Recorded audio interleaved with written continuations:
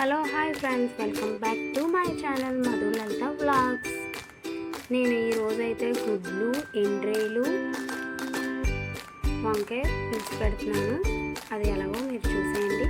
ముందుగా 2 ఉల్లిపాయలు, 4 టమాటాలు, 4 పచ్చిమిర్చి, 2 వంకాయలు కట్ చేసి పెట్టుకోవాలి. అలాగే ఎండ్రేలు కూడా శుభ్రంగా 2-3 టైమ్స్ వాష్ చేయాలి.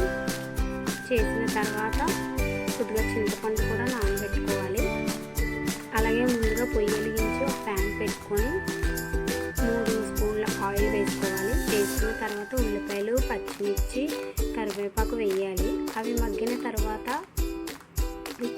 ఎండ్రేలు వేసుకోవాలి. అవి కూడా కాస్త మగ్గాలి. మగ్గిన తర్వాత వంకాయ ముక్కలు వేయాలి.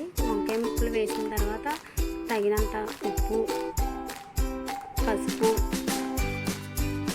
అల్లం వెల్లుల్లి పేస్ట్ వేయాలి.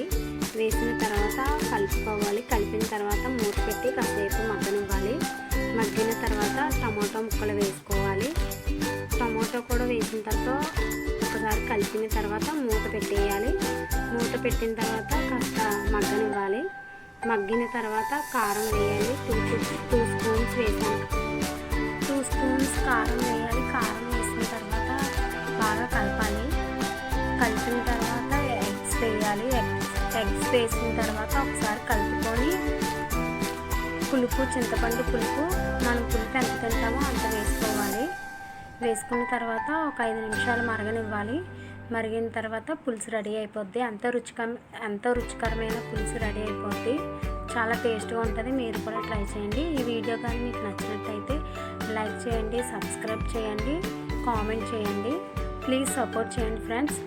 Okay friends.